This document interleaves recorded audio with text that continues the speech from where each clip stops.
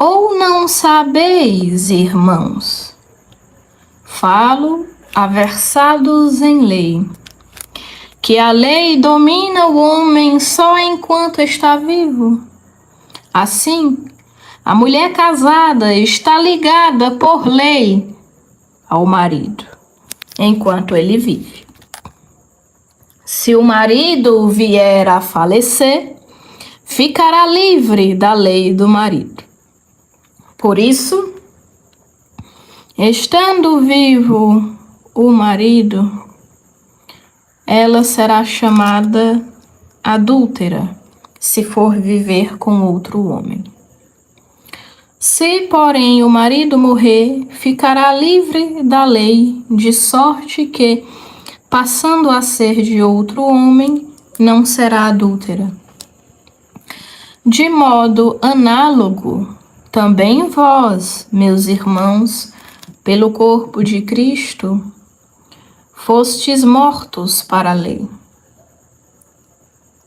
para pertencerdes a outro, aquele que ressuscitou dentre os mortos, a fim de produzirmos frutos para Deus. Quando estávamos na carne, as paixões pecaminosas que através da lei operavam em nossos membros produziram frutos de morte. Agora, porém, estamos livres da lei, tendo morrido para o que nos mantinha cativos, e assim podermos servir em novidade de espírito e não na caducidade da letra. O homem sem Cristo sob o pecado. O papel passado da lei. Que diremos então? Que a lei é pecado? De modo algum. Entretanto, eu não conheci o pecado senão através da lei. Pois eu não teria conhecido a concupiscência se a lei não tivesse dito: não cobiçarás. Mas o pecado, aproveitando da situação, através do preceito, gerou em mim toda espécie de concupiscência, pois sem a lei o pecado está morto. Outrora eu vivia sem lei, mas, sobrevindo o preceito, o pecado reviveu e eu morri. Verificou-se assim que o preceito, dado para a vida, produziu a morte. Pois o pecado aproveitou da ocasião e, servindo-se do preceito, me seduziu e por meio dele me matou. De modo que a lei é santa, e santo, justo, e é bom o preceito. Portanto, uma coisa boa se transformou em morte para mim? De modo algum. Mas foi o pecado que, para se revelar pecado, produziu em mim a morte. Através do que é bom. Para que o pecado, através do preceito, aparecesse em toda sua virulência. O homem entregue ao pecado. Sabemos que a lei é espiritual, mas eu sou carnal, vendido como escravo ao pecado. Realmente não consigo entender o que faço, pois não pratico o que quero, mas faço o que detesto. Ora, se faço o que não quero, reconheço que a lei é boa. Na realidade, não sou mais eu que pratico a ação, mas o pecado que habita em mim. Eu sei que o bem não mora em mim, isto é, na minha carne. Pois o querer o bem está ao meu alcance, não, porém, o praticá-lo. Boa noite, Giovanni. Com efeito, não faço o bem que quero, mas pratico o mal que não quero. Ora, se faço o que não quero, já não sou eu que ajo, e sim o pecado que habita em mim. Verifico, pois, esta lei. Quando quero fazer o bem, é o mal que me apresenta. Comprazo-me na lei de Deus, segundo o homem interior, mas percebo outra lei em meus membros, que peleja contra a lei da minha razão, e que me acorrenta a lei do pecado que existe em meus membros. Infeliz de mim! Quem me libertará deste corpo de morte? Graças sejam dadas a Deus por Jesus Cristo, Senhor nosso. Assim, pois sou eu mesmo que pela razão sirvo a lei de Deus e pela carne a lei do pecado. Continuando Romanos capítulo 8. Gente, todo dia eu faço live, leitura completa da Bíblia de Jerusalém. Depois as lives ficam salvas. Você pode conferir na playlist do canal. A vida do crente no Espírito. A vida do Espírito. Portanto, não existe mais condenação para aqueles que estão em Cristo Jesus. A lei do Espírito da vida em Cristo Jesus te libertou da lei do pecado e da morte. De fato, coisa impossível a lei. Porque enfraquecida pela carne, Deus, enviando o seu próprio Filho em carne semelhante à do pecado, e em vista do pecado, condenou o pecado na carne, a fim de que o preceito da lei se cumprisse em nós, que não vivemos segundo a carne, mas segundo o Espírito. Com efeito, os que vivem segundo a carne desejam as coisas da carne, e os que vivem segundo o Espírito, as coisas que são do Espírito. De fato, o desejo da carne é a morte, ao passo que o desejo do Espírito é a vida e a paz. Uma vez que o desejo da carne é inimigo de Deus, pois ele não se submete à lei de Deus e nem o pode. Pois os que estão na carne não podem agradar a Deus. Vós não estáis na carne, mas no Espírito. Se é verdade que o Espírito de Deus habita em vós, pois quem não tem o Espírito de Cristo não pertence a ele. Se, porém, Cristo está em vós, o corpo está morto pelo pecado, mas o Espírito é vida pela justiça. E se o Espírito daquele que ressuscitou Jesus dentre os mortos habita em vós, aquele que ressuscitou Cristo Jesus dentre os mortos dará vida também a vossos corpos mortais, mediante o seu Espírito que habita em vós. Portanto, irmãos, somos devedores, não à carne, para vivermos segundo a carne. Pois se viverdes segundo a carne, morrereis. Mas se pelo Espírito fizerdes morrer as obras do corpo, vivereis. Filhos de Deus, graças ao Espírito. Todos os que são conduzidos pelo Espírito de Deus são filhos de Deus. Com efeito, não recebestes um espírito de escravos para recair no temor, mas recebestes um espírito de filhos adotivos, pelo qual clamamos, Abba, Pai. O próprio Espírito se une ao nosso espírito para testemunhar que somos filhos de Deus. E se somos filhos, somos também herdeiros, herdeiros de Deus e co-herdeiros de Cristo, pois sofremos com Ele, para também com Ele sermos glorificados.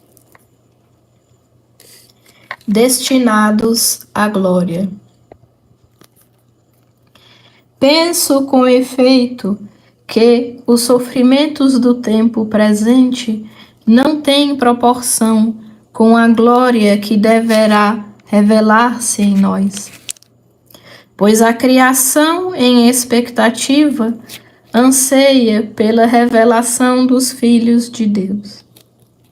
De fato, a criação foi submetida à vaidade, não por seu querer, mas por vontade daquele que a submeteu, na esperança de ela também ser libertada da escravidão, da corrupção, para entrar na liberdade da glória dos filhos de Deus.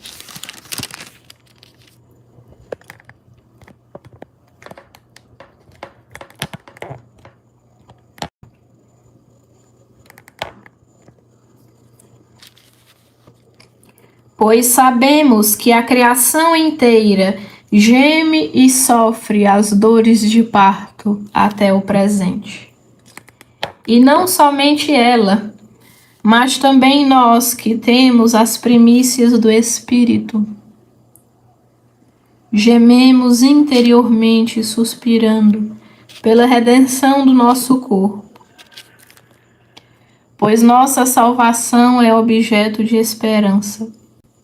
E ver o que se espera não é esperar. Acaso alguém espera o que vê? E se esperamos o que não vemos, é na perseverança que o aguardamos. Assim também o Espírito socorre a nossa fraqueza, pois não sabemos o que pedir como convém. Mas o próprio Espírito intercede por nós com gemidos inefáveis. E aquele que perscruta os corações sabe qual o desejo do Espírito, pois é segundo Deus que ele intercede pelos santos. O plano da salvação.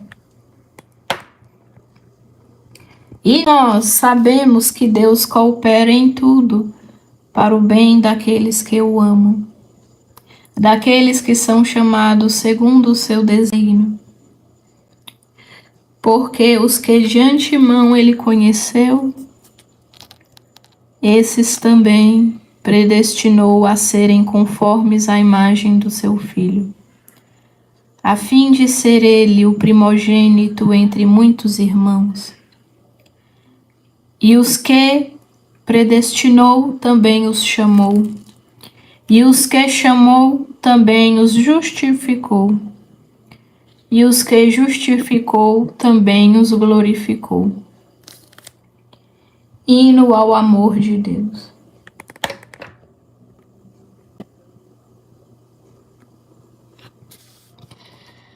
Depois disto, que nos resta a dizer? Se Deus está conosco, quem estará contra nós? Quem não poupou o seu próprio Filho e o entregou por todos nós?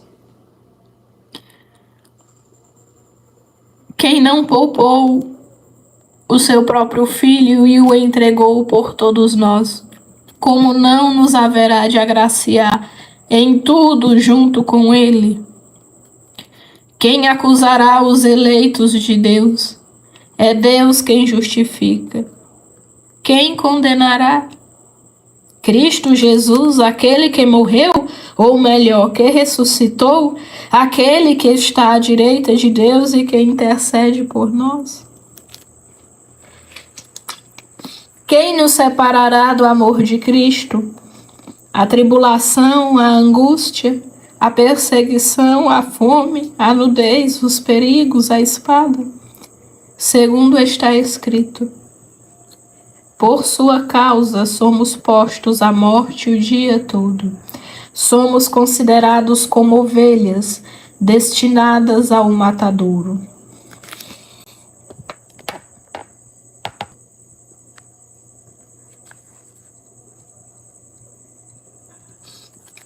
Mas em tudo isto somos mais que vencedores, graças àquele que nos amou. Pois estou convencido de que nem a morte, nem a vida, nem os anjos, nem os principados, nem o presente, nem o futuro, nem os poderes, nem a altura, nem a profundeza, nem qualquer outra criatura poderá nos separar do amor de Deus manifestado em Cristo Jesus, nosso Senhor. Situação e salvação de Israel. Romanos, capítulo 9. Digo a verdade em Cristo. Não minto, e disto me dá testemunho a minha consciência no Espírito Santo. Tenho grande tristeza e dor incessante em meu coração. Quisera eu mesmo ser anátema, separado de Cristo em favor de meus irmãos, de meus parentes segundo a carne, que são os israelitas, aos quais pertencem a adoção filial, a glória, as alianças, a legislação, o culto, as promessas, aos quais pertencem os patriarcas e aos quais descende o Cristo, segundo a carne, que é acima de tudo, Deus bendito pelos séculos. Amém. A palavra de Deus não falhou. E não é que a palavra de Deus tenha falhado, pois nem todos os que descendem de Israel são Israel, como nem todos os descendentes de Abraão são seus filhos. Mas de Isaque sairá uma descendência que terá seu nome, isto é,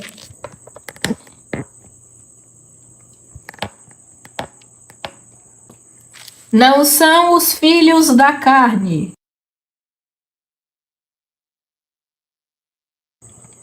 não são os filhos da carne que são filhos de Deus, mas são os filhos da promessa, que são tidos como descendentes.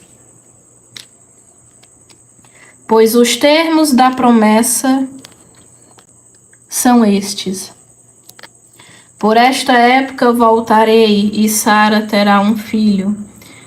E não é só.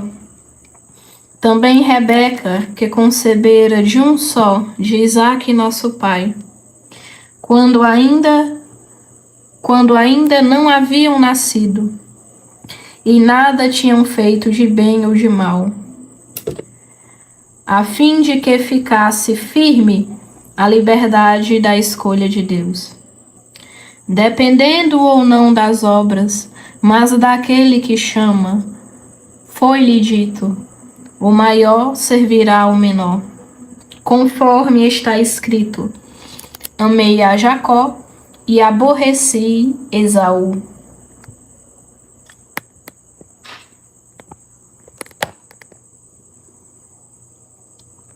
Deus não é injusto.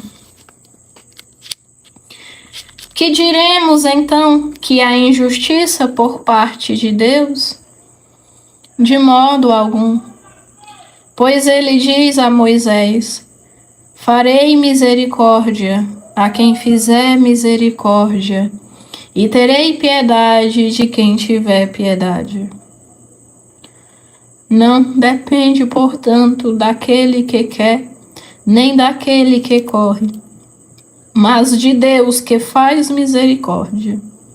Com efeito, a Escritura diz ao Faraó: eu te suscitei, precisamente para mostrar em ti o meu poder, e para que meu nome seja celebrado em toda a terra.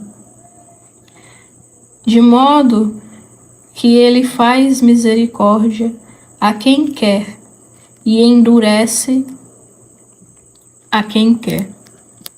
Dir-me-ás então, porque ele ainda se queixa? Quem, com efeito, pode resistir à sua vontade? Mas exatamente quem és tu, ó homem, para discutires com Deus? Por acaso a obra dirá ao artífice: por que me fizeste assim? O oleiro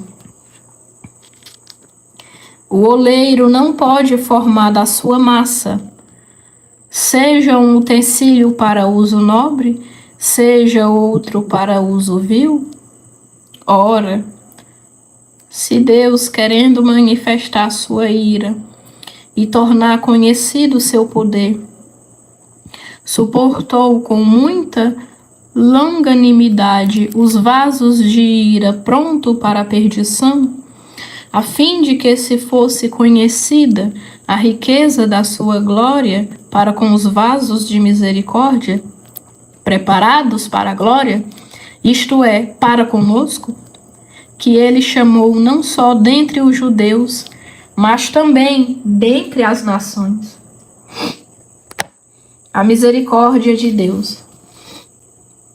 Como também diz em Oséias: chamarei meu povo aquele que não é meu povo, e amada aquela que não é amada.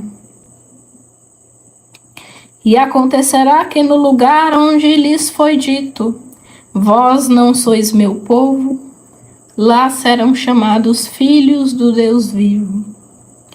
Isaías, por sua vez, proclama a respeito de Israel: mesmo que o número dos filhos de Israel fosse como a areia do mar,